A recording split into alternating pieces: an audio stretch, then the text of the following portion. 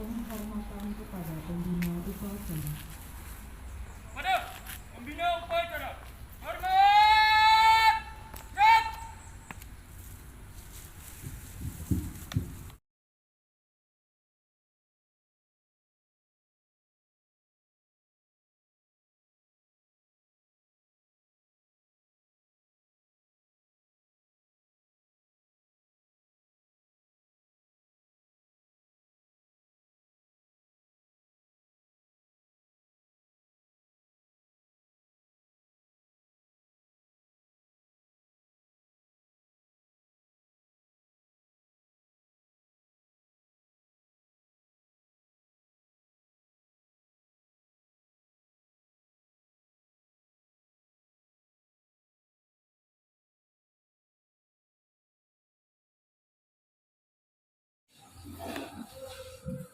Mulai belajar mencampur agama masing-masing. Mulai.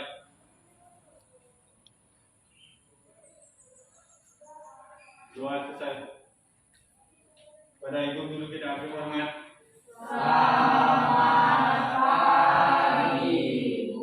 Oke, selamat pagi. Silakan duduk.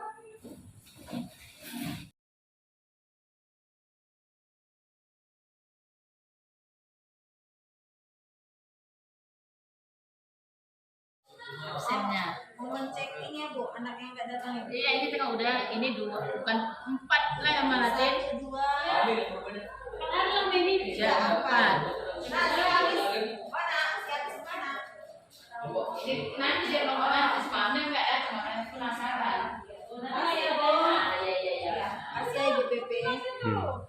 Ini rupanya anaknya sudah anak-anak. Hari ini kita membuat kesepakatan kelas ya dalam pembelajaran fisika. Nah, Ibu kembalikan ke kalian kira-kira kesepakatan ataupun keyakinan kelas apa yang kita buat untuk menggali motivasi dari dalam diri supaya kembali menjadi lebih kuat lagi dan lebih termotivasi. Jadi bukan karena suatu paksaan atau kewajiban gitu, enggak, tetapi lebih dari tergerak dari dalam diri sendiri, kemudian ikhlas dan berkarya. Itu kuncinya.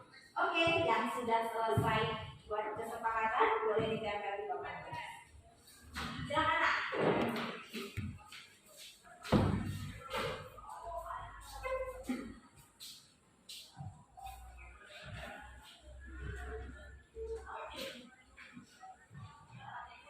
Oke, silakan.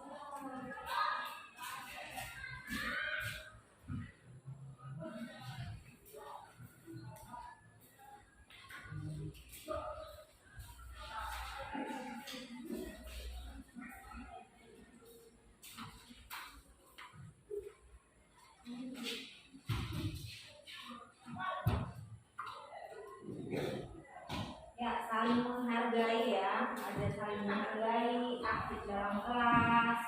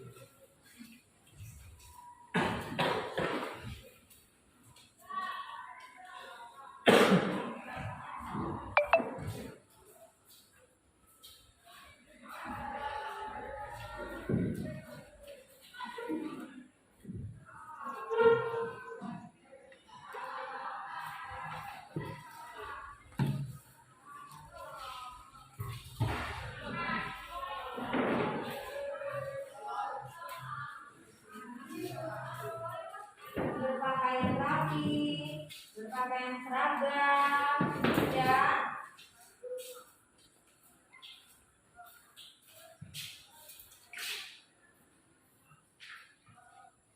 Coba, langsung bilang apa ini?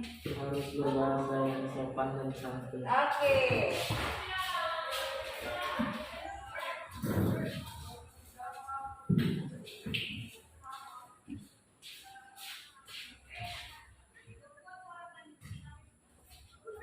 Berpakaian rapi.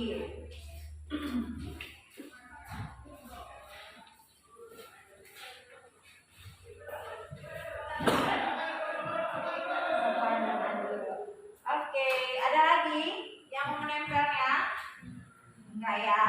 Nah, ini kesepakatan kelas kita ya, ada saling menghargai, belajar, sebelum belajar berdoa, berbicara dengan sopan, memberi semangat, saling peduli dan empati, menjaga sopan santun, aktif dan semangat.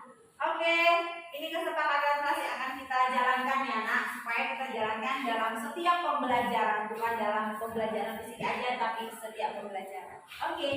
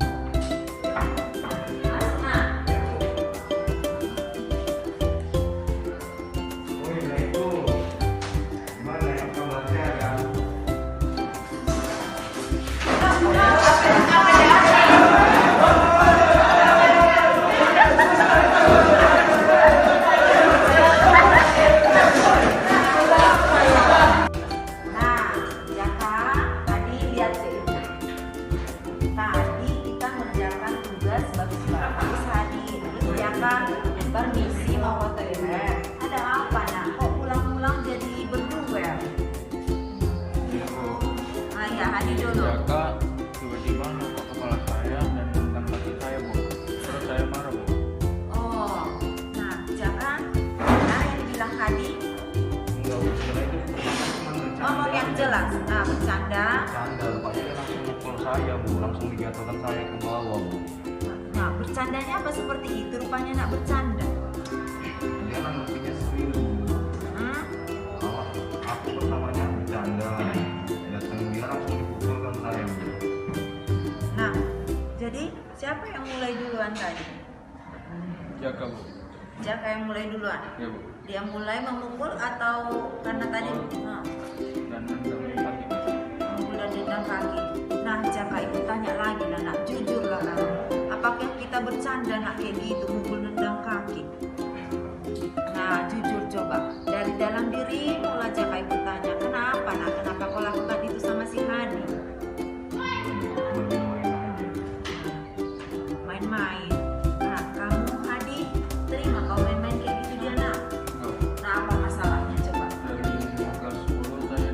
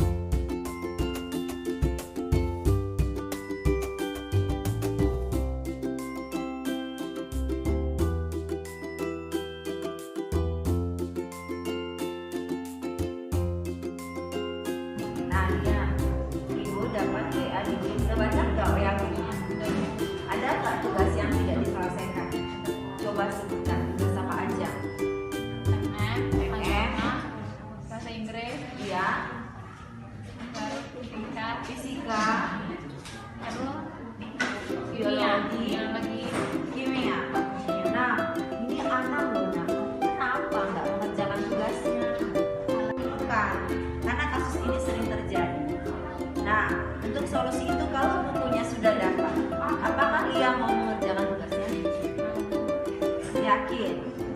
Jadi nanti selepas ini kita cari bukunya di perpus. Kemudian apa yang kau lakukan ya setelah dapat buku di perpusnya? Iya Bu, saya janji akan Coba suaranya yang jelas. iya Bu, saya janji akan mengerjakan tugas. Setelah saya melakukan diskusi, saya penasaran dengan Kemudian ada solusinya sesuai keyakinan kelas harus melaksanakan kewajiban. Saya sudah menemukan solusi dan mengerjakan tugas semuanya. Saya senang sekali. Terima kasih Bu.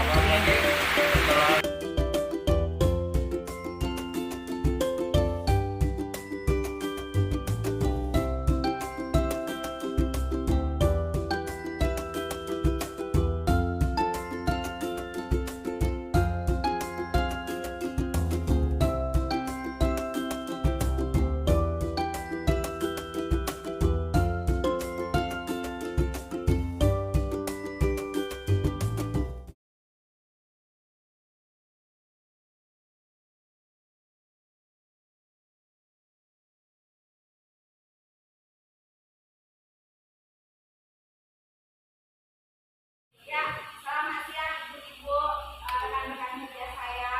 Terima kasih buat waktu yang sudah diberikan.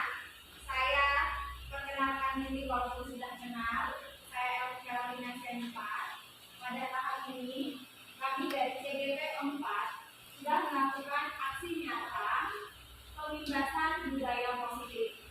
Nah, bagaimana kira-kira budaya positif yang telah kami pelajari dan saya ikuti peran sentral yaitu posisi kontrol sebagai manajer dalam menerapkan budaya positif. Jadi di sini guru berperan sebagai motivator dan inspirator dalam menumbuhkan budaya positif.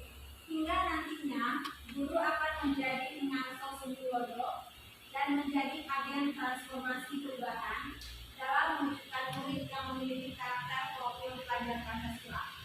Jadi sebelum masuk ke tahap berikutnya, di sini kami berperan guru menerapkan budaya positif untuk mewujudkan profil pelajar Pancasila. Sesuai dengan arti katanya, profil pelajar Pancasila akan memuat 5 karakter yang pelajar Pancasila dalam setiap diri kita. Saya mengambil di sini contohnya budaya positif yang saya terapkan di sekolah. Seperti apa budaya positif yang diharapkan? Seperti apa karakter anak didik kita yang diharapkan supaya nantinya menjadi menjiwa dalam diri anak itu, bukan menjadi suatu paksaan tetapi tergerak dari dalam diri. Itu yang diharapkan di sini. Kemudian bahwa pendidik menuntun segala kekuatan kodrat yang ada dalam diri anak sebagai manusia dan sebagai anggota masyarakat dapat mencapai kebahagiaan yang setinggi-tingginya. Di sini saya garis bawahi mencapai kebahagiaan yang setinggi-tingginya dengan proses merdeka belajar. Jadi ketika kebahagiaan yang setinggi-tingginya kita dapatkan, yaitu tergerak dari dalam diri. Nah, siswa itu gini, sepertinya contoh seperti ini. Saya pengen dapat nilai yang tinggi, jadi dia tergerak sendiri untuk belajar, menjadi suatu kesenangan untuk belajar, untuk mencapai kebahagiaan yang setinggi-tingginya. Nah, ini yang saya lakukan implementasinya sama anak kita. Nanti ada contoh beberapa yang saya buat. Dia ingin mendapatkan 1 bangku PTN Favorit. Ada yang memang dia ingin berjualan online. Jadi kita sebagai pendidik menuntut kodrat alam dan sesuai dengan kodrat zaman. Kodrat alam yang dimaksud di sini Bapak Ibu, yaitu kodrat yang sudah dia bawa dari lahir. Jadi tidak semua anak akan bisa mengerti fisika, tidak semua anak bisa excited dalam matematika, tidak. Tetapi kodrat alam dia itu kita kembangkan, dan itulah tugas kita menuntut anak didik, menuntut kodrat alam dalam diri, kemudian mengikuti sesuai kodrat zaman. Nah, kodrat zaman yang sekarang digitalisasi, kita harus arahkan. Kalau misalkan tidak sejalan antara kodrat alam dan kodrat zaman, maka akan terlindas oleh zaman, tidak bisa menyesuaikan. Jadi saya mengikuti pertama sekali dengan instruktur Bapak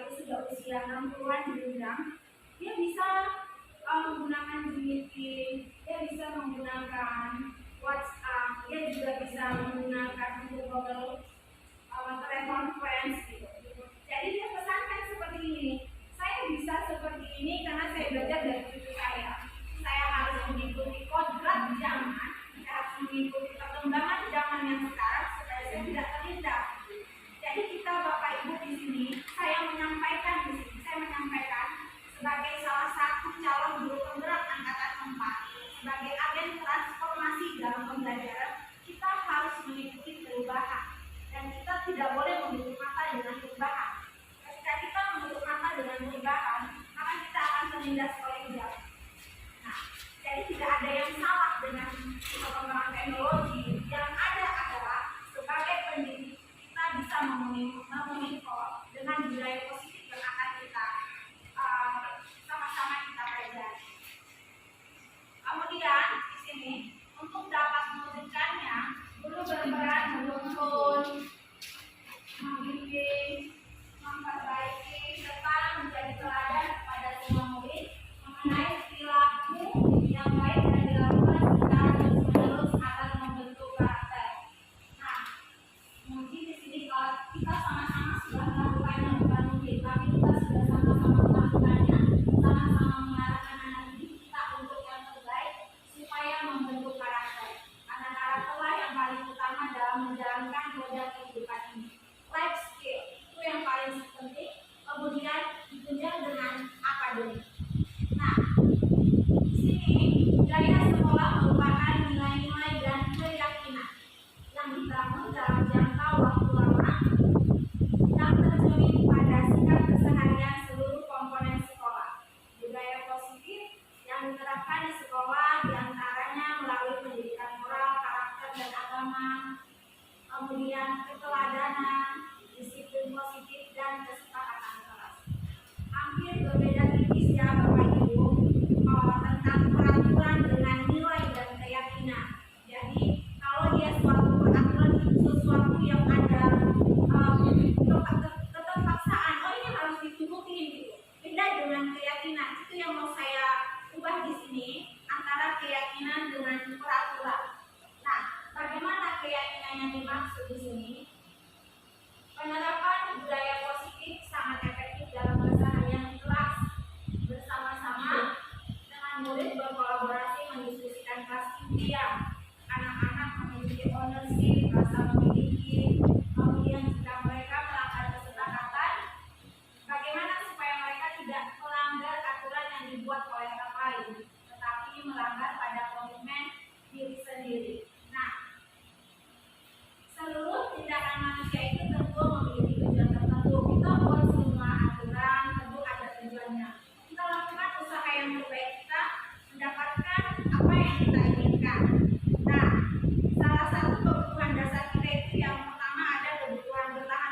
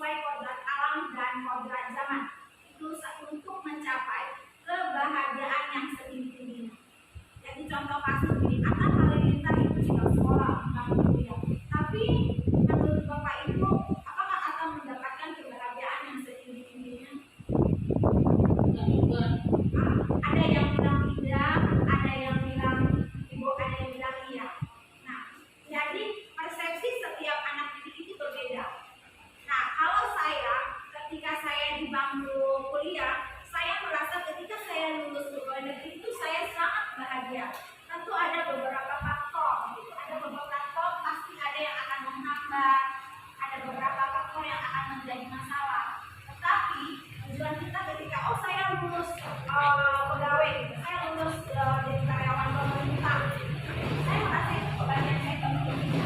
Nah, apa yang akan saya lakukan? Saya senang belajar, saya senang ikut ujian, saya mengikuti apa yang harus saya terapkan. Itu yang diharapkan dari karakter pendidik dan untuk memperoleh anak didik karakter Pancasila. Dia mendapatkan kebahagiaan yang setinggi-tingginya. Nah, tujuannya apa gitu? Kalau dia mau ke dunia kerja, jadilah di dunia kerja yang expert, yang ahli. Kalau mau jualan, tidak jualan yang pas-pasan. Jadi kita harus buka mindset yang luas, jangan kita batasi pemikirannya. Jadi tidak ada yang salah sekarang. Mau duduk di bangku kuliah, mau tidak duduk yang bangku kuliah, itulah namanya belajar merdeka atau merdeka belajar. Dimanapun bisa belajar gitu, untuk mendapatkan kebahagiaan yang setinggi-tingginya. Itu sih kalau misalkan dari filosofis Bapak Ki Hajar Dewantara, dan itulah yang akan diterapkan supaya siswa senang belajar. Dia senang dengan pelajaran ini gitu. Nah, kemudian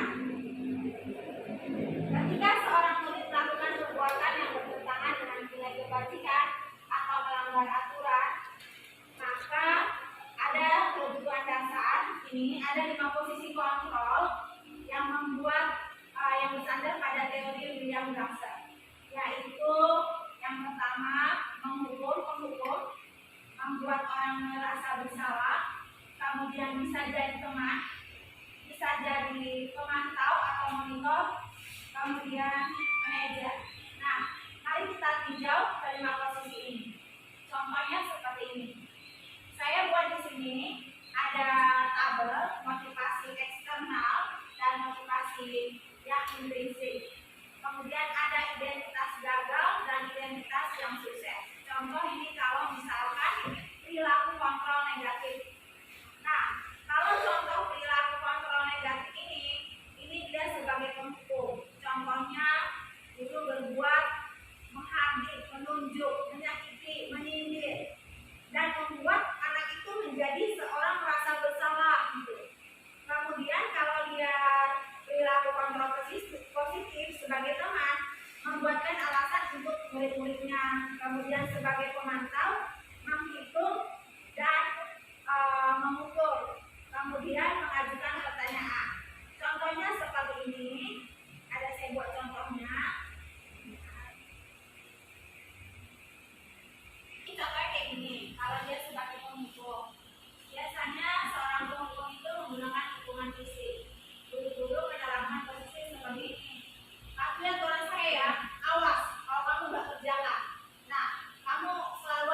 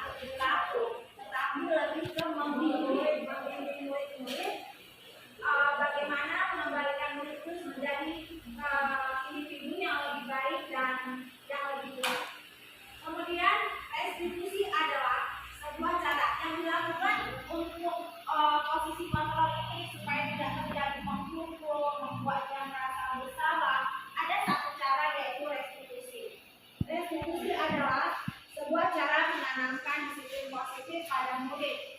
Nah, resolusi ini menciptakan kondisi bagi murid bagaimana memperbaiki kesalahan mereka. Jadi mereka buat suatu keyakinan kelas yang peraturan, tetapi keyakinan kelas untuk mencapai resolusi ini. Ada 3 segi resolusi, yang ini adalah memvalidasi tindakan yang salah.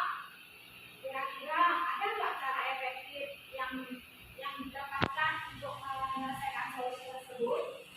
Kemudian ada menstabilkan identitas, kemudian menanyakan keyakinan kelas apa yang telah kita sepakati.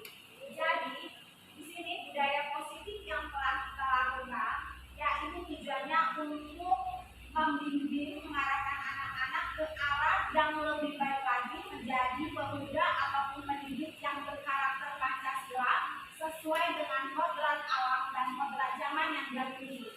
Jadi suatu peraturan itu bukan jadi suatu yang dipaksa, suatu kewajiban, tetapi kita mau menimbulkan dia bergerak dari dalam hati, ada motivasi dari dalam hati. Oh, gimana ya supaya saya lebih baik lagi? Jadi yang diharapkan adalah internal yang kuat ataupun motivasi yang kuat di dalam diri anak dibantu oleh kita guru yang di sini. Bagaimana menimbulnya? Itulah intinya di sini. Kemudian ada implementasi yang sudah saya lakukan, Bapak Ibu. Ini implementasinya dan ini aksi nyata yang telah saya lakukan dan betul-betul terjadi. Hanya saja saya mengubah ini hanya tindakannya direkayasa. Kemudian namanya pun saya sudah ganti dan minta izin kepada anak tersebut, boleh nggak saya share video penyerap dia boleh. Kita saksikan video ini durasinya kira-kira 4 menit ya Bapak Ibu. Ini ada contoh kasusnya.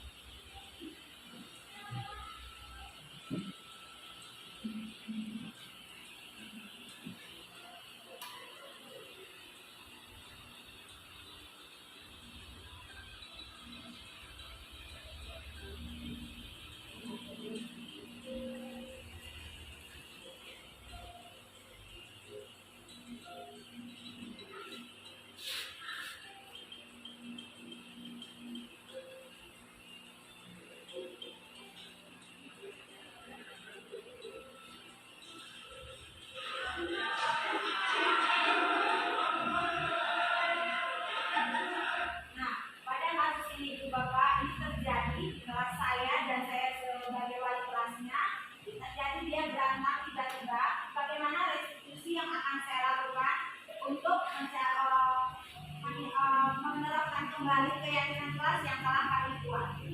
Nah, di sini ketika ini terjadi, saya memanggil kedua anak tersebut, kemudian akan menanyakan bagaimana keyakinan kelas. Jadi mempertanyakannya tidak pakai 5 posisi kontrol tadi membuat dia merasa bersalah, tetapi menanyakan keyakinan kelas kita apa. Nah, di sini saya membuat contoh kasusnya keyakinan kelas kami adalah we are the team, we are the family, kita satu keluarga. Nah, ketika saya bilang kita satu keluarga dengan memang sungguh-sungguh ya, Bapak sungguh-sungguh. Nah, bagaimana ya kalau kita satu keluarga?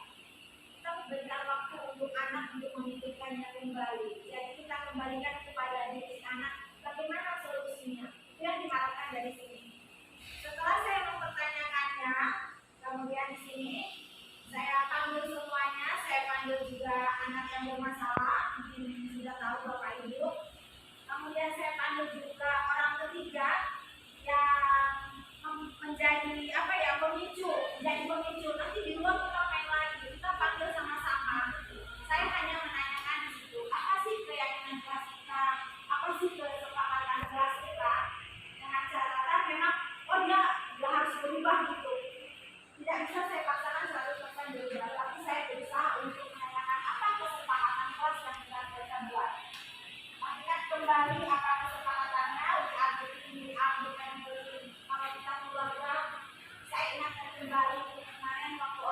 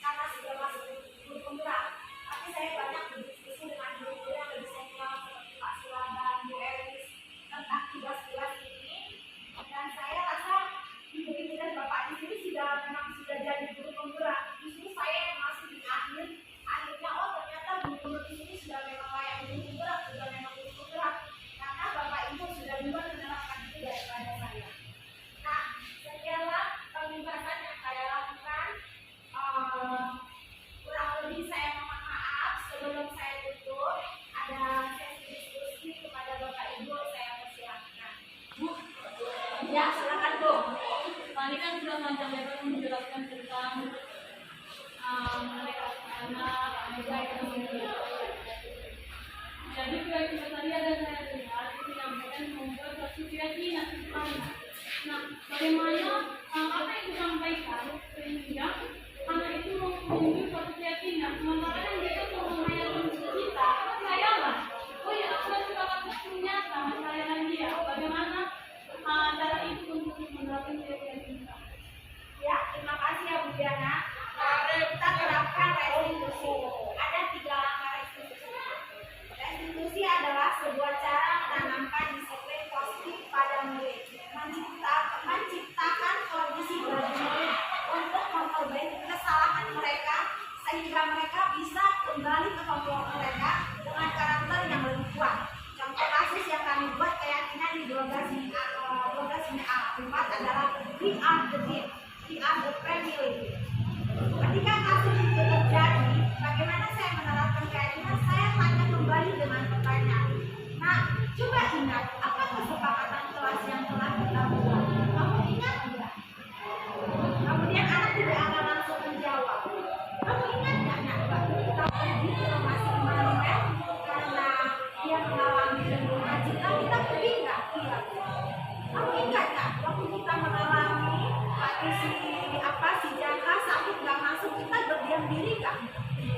Oke, tadi kan sudah dijelaskan. Itu masalah tentang apa namanya sikap anak. Tapi ini kan juga tadi didorongkan tadi mengarah kepada cinta anak juga. Bagaimana kita membuat keyakinan itu ya, ya kalau yang begini dari merupakan apa yang ini. Oh, jadi saya menerapkannya di setiap pembelajaran ada pesan moral yang harus kita sampaikan. Dan di ketua di standar isi, selain kita menyampaikan KD, kita harus menyampaikan yang paling awal adalah kompetensi inti. Nah, ketika saya mengajarkan tentang matematika, perkalian 2x sama dengan 4, sangat kecil ya. X-nya berapa 2? Artinya gini, ketika kamu mengambil X, kamu harus mengesampingkan semua nilai di sampingnya. Ketika kamu punya tujuan 1x, ayo kesampingkan yang lain-lainnya dengan cara yang profesional, dengan cara yang mantap. Bagaimana? Tindakan semua. Kalau kamu tidak bisa tindakan, maka kamu yang harus tindak. Jadi mantapkan cita-citamu. Itu cita-cita yang sesuai dengan keinginan kamu, bukan keinginan siapa sangka, bukan dari dalam diri. Ingat, untuk apa? Mencapai kebahagiaan yang setinggi-tingginya. Terima kasih. Ya, terima kasih. Ya. Nah, mana Kevin? Ya, Bukan foto-foto. ya. Satu lagi nanya. Punya.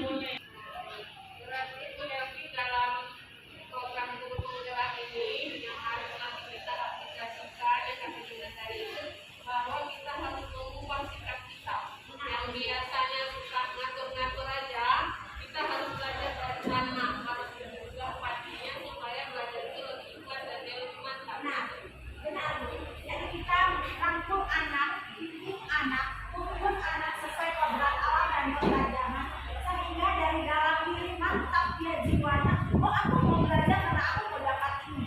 Aku mau belajar karena ini. Ada atau tidak ada, Bu, dia tetap belajar.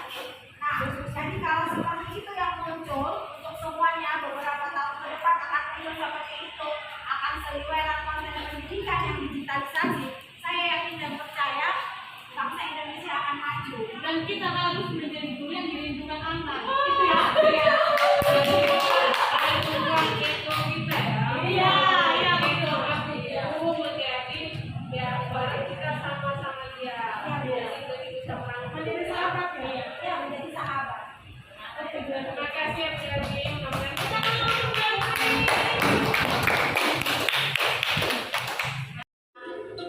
Nah, berikut penerapan pembebasan budaya positif yang telah saya laksanakan di kelas 12-nya 4. Perlu Bapak Ibu ketahui, untuk nama, kemudian kasus, saya sudah minta izin kepada siswa kita untuk men-save dengan nama samaran.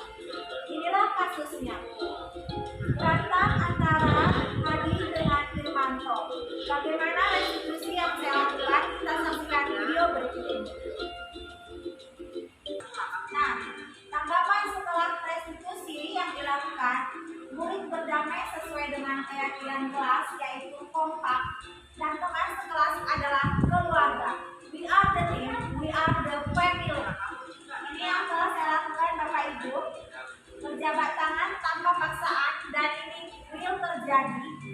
kita pantau dalam 2 bulan ke depan tidak ada perselisihan.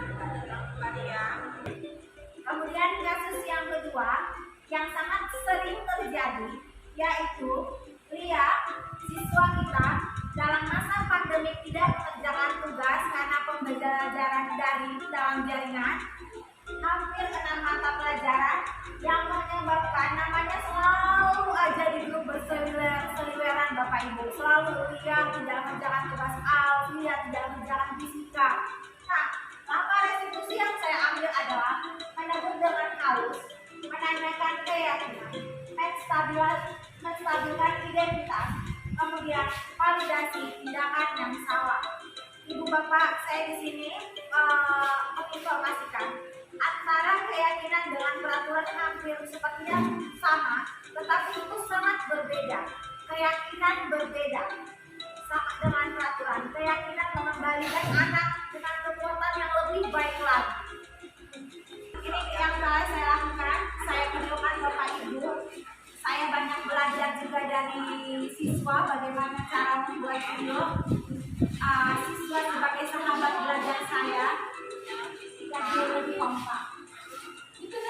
Kapan setelah restitusi yang saya lakukan pada kasus pertama dan kasus sesuai keyakinan telah harus melaksanakan kewajiban. Saya sudah menemukan solusi dan mengerjakan tugas semuanya.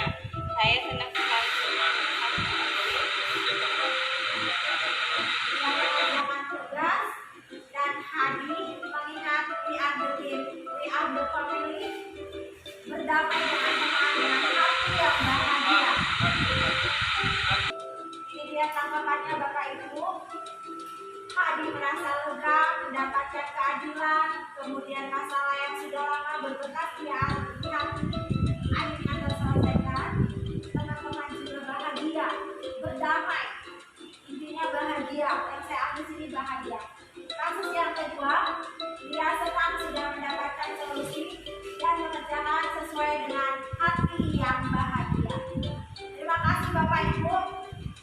Inilah dia budaya positif, salah satu yang saya lakukan.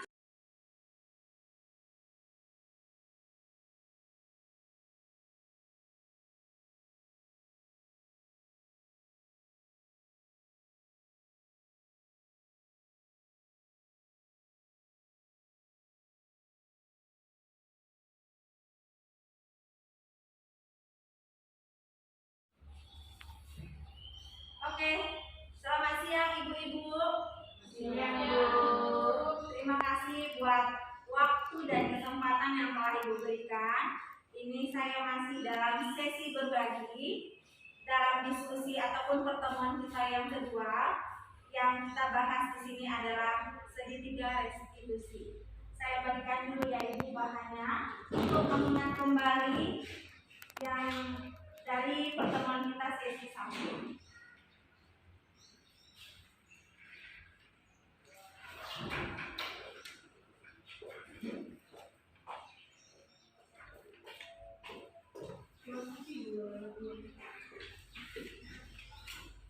Oke, di hadapan ibu-ibu semua sudah ada segitiga restitusi, yaitu memiliki 3 tahapan seperti yang tertera di slide saya.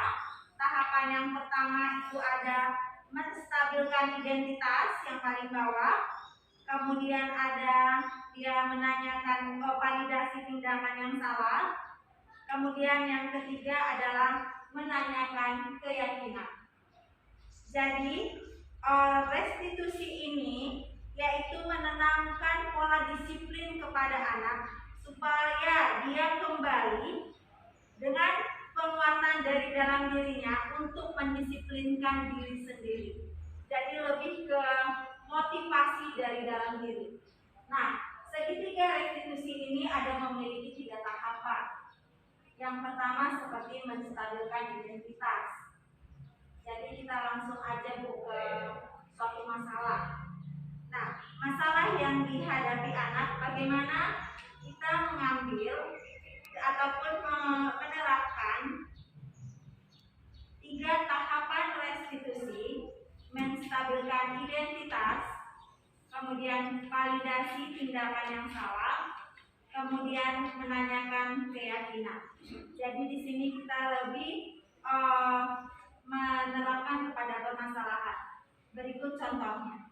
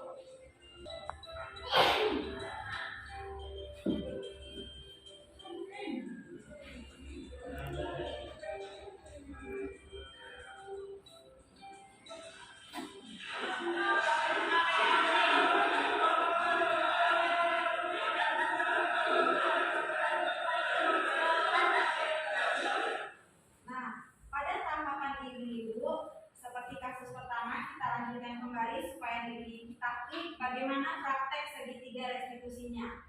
Hal ini adalah kisah nyata yang terjadi di kelas. Nah, Ibu Inun juga ikut menangani masalah ini kemarin. Ketika terjadi perkelahian antara kita sebut saja nama siswa kita A dan B, si A masuk ke kelas, kemudian dia menyapa si B dengan maksud dia hanya halo, dan panggilan kemudiannya itu ada sebutan lain gitu, walaupun namanya bukan lain. Jadi si B merasa disepelekan pada saat itu. Ternyata kenapa dia bisa merasa disepelekan? Kok dia megang kepala saya? Kok dia pukul kaki saya? Nah, ketika kami panggil ke ruang BP, jadi di sini bagaimana menerapkan konsep restitusi yang dilakukan. Yang pertama, menstabilkan identitas, yaitu langkah yang kita ambil yaitu semua kita akan melakukan hal terbaik yang bisa kita lakukan supaya anak kembali mendisiplinkan dirinya. Nah, ketika kami memanggil siswa A dan B ataupun sudah dibuat di situ namanya, itu nama adalah nama samaran, sudah mendapat izin dari siswa, tidak menyebutkan nama asli. Nah, di situ dia mengatakan ketika si A memegang iseng kepala si B, kemudian langsunglah terjadi pertengkaran di situ yang mengakibatkan mereka bergulat di lantai secara tiba-tiba pada saat jam pembelajaran. Bagaimana hal yang dilakukan untuk menanganinya? Maka konsep restitusi yang dilakukan adalah yang pertama itu menstabilkan identitas, yaitu kami memanggil anak untuk menyelesaikan masalah, menanyakan ada apa yang terjadi, kenapa bisa terjadi seperti itu. Itu dulu yang dilakukan. Ini dia tahap videonya.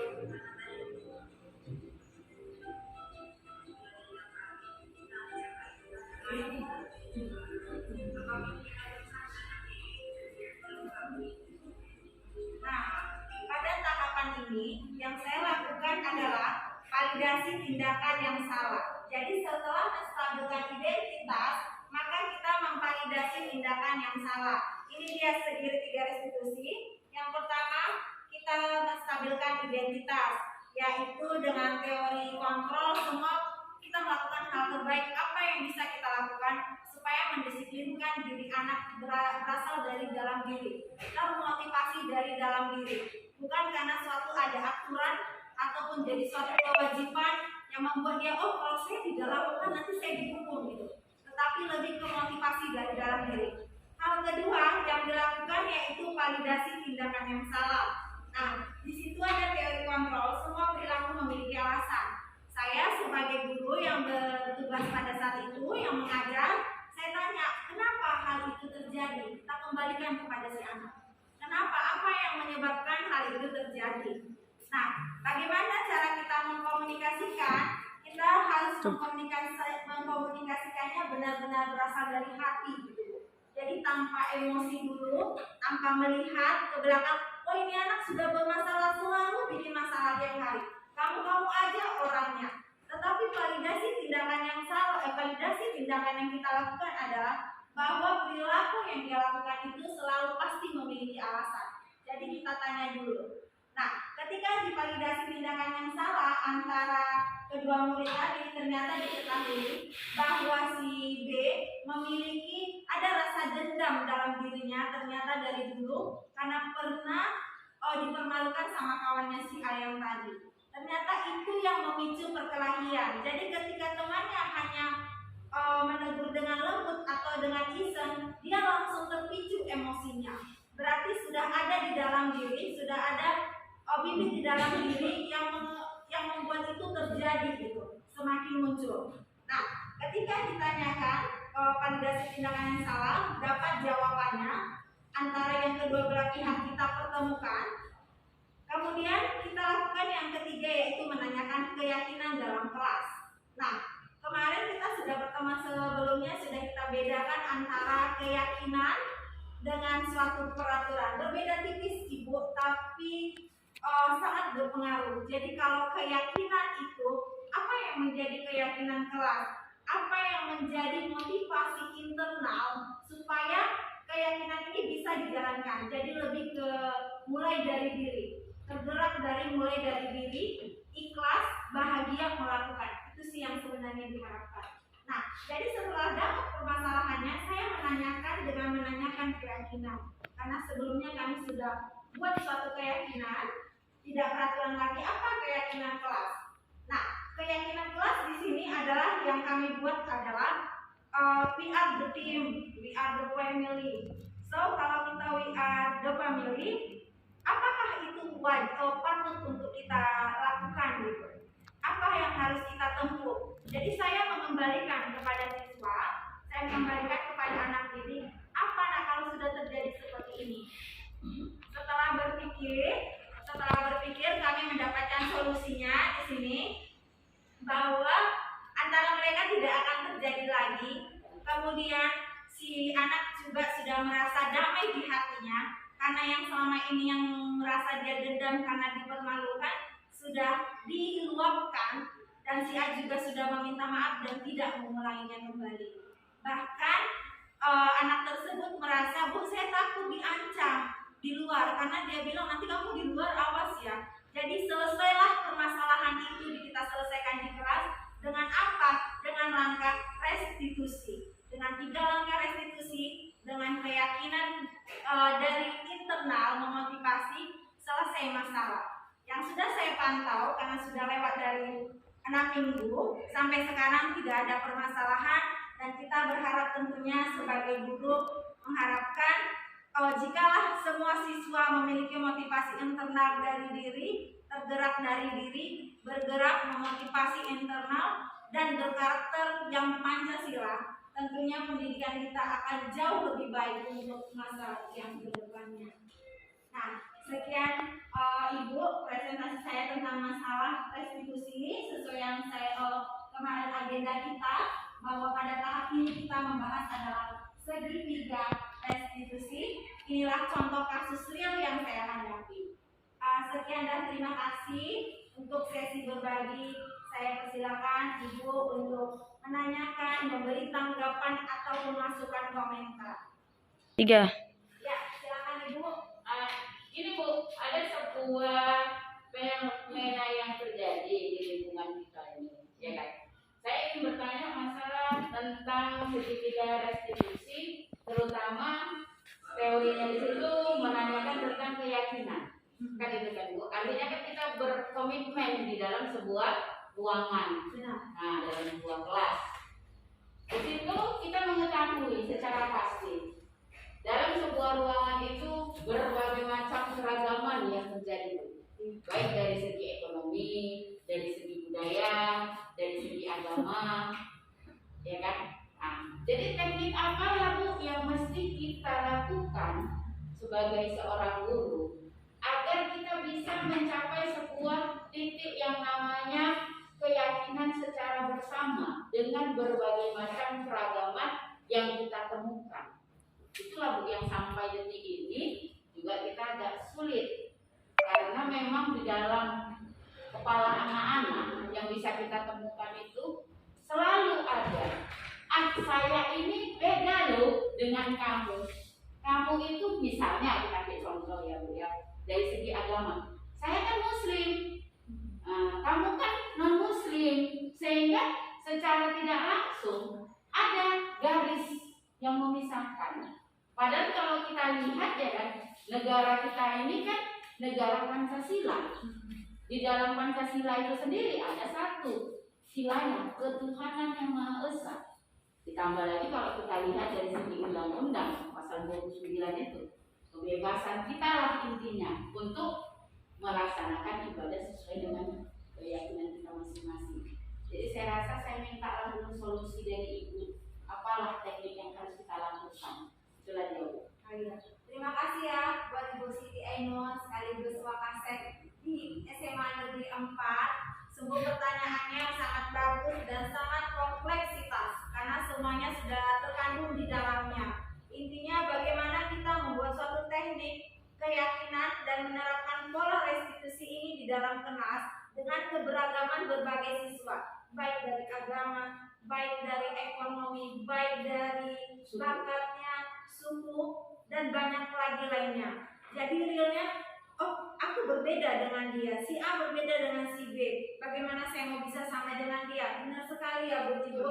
Itu pertanyaan yang sangat kompleks dan kita semua mengalami. Nah, saya juga demikian ketika saya mengikuti sebagai calon guru penggerak angkatan 4 yang mewakili dari SMA Negeri 4 Kota Tebing Tinggi. Saya mengalami itu dan menanyakan itu juga kepada instruktur. Nah, kalau di sini kita mulai dari diri, itu yang pertama. Jadi calon guru penggerak, saya rasa semua kita sebenarnya calon guru penggerak. Dan saya bisa jadi masih calon guru penggerak di sini itu karena ibu-ibu yang banyak mengajari saya. Saya lihat bagaimana Ibu Inun, Ibu Siti Ainun datang pagi-pagi, selalu paling pagi datang. Kemudian selalu paling lama pulang, bahkan jarang marah kepada siswa, dengan senyum walaupun bagaimana anak itu sudah terjadi kenapa gitu.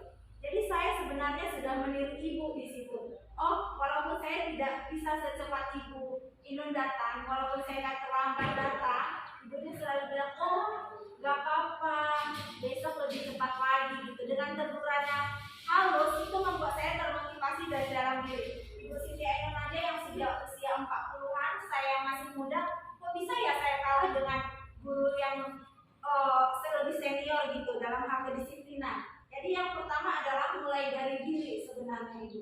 Jadi yang pertama kita tegaskan adalah mulai dari diri. Manusia ini didesain untuk bergerak.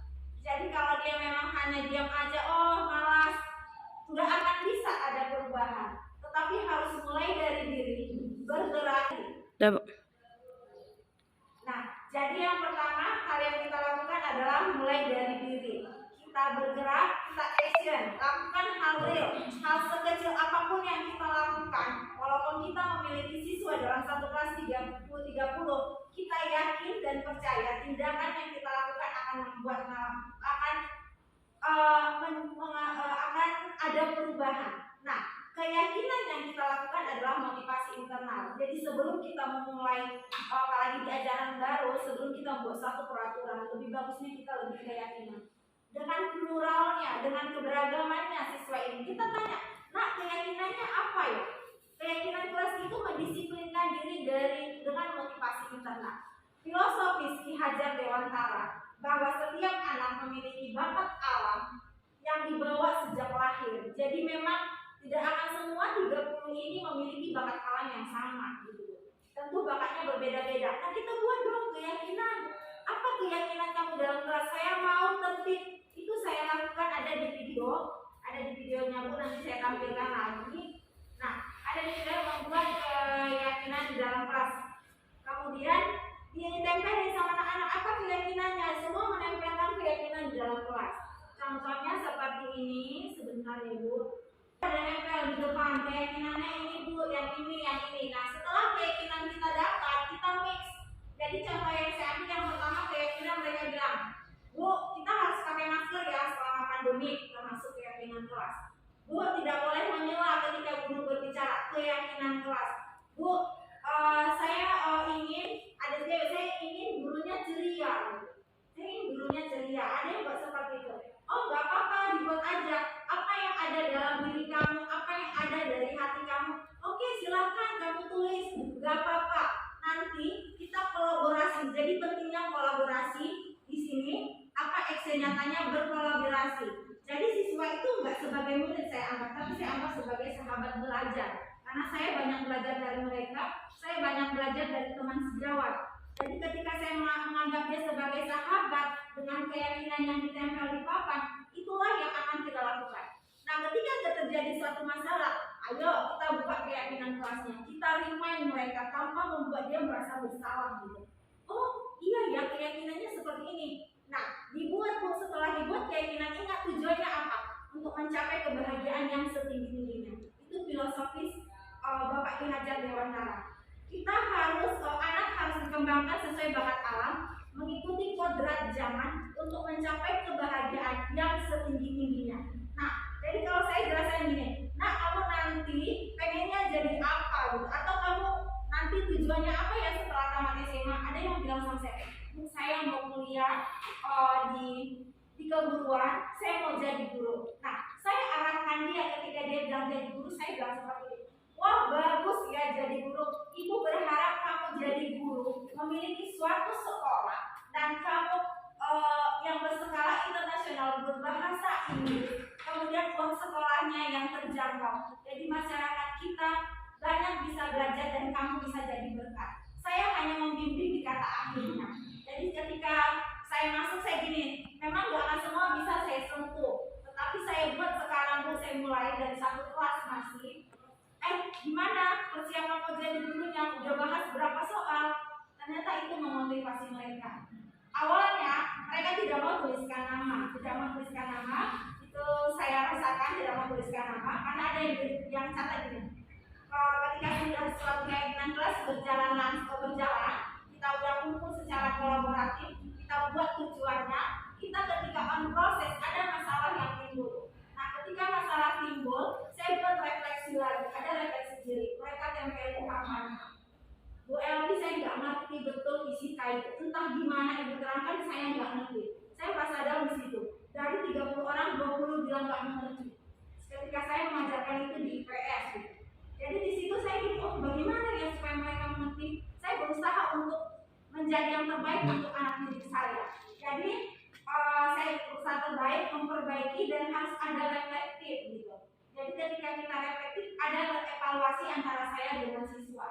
Jadi intinya di restitusi yang pertama adalah kita yang pertama menstabilkan identitas, yaitu membuat aksi nyata berkolaborasi dengan siswa atau sahabat belajar kita yang beraneka ragam untuk mencapai satu tujuan. Kita membimbing, mengarahkan supaya dia mendapatkan kebahagiaan yang setinggi-tingginya. Jadi kebahagiaan yang setinggi-tingginya itu ketika saya dulu kebagian saya mau lulus PNS, saya punya ini, itu luar biasa bahagianya gitu. Jadi tergantung kita membuat parameter kebahagiaan kita itu seperti apa. Nah, jadi yang diharapkan di sini, didesain di sini, semua anak didik kita itu menjadi pribadi pelajar Pancasila, berkarakter Pancasila, memiliki motivasi internal dari dalam diri. Nah, kenapa harus mengikuti kodrat zaman? Kalau kita tidak mengikuti perubahan, kita pasti terlindas.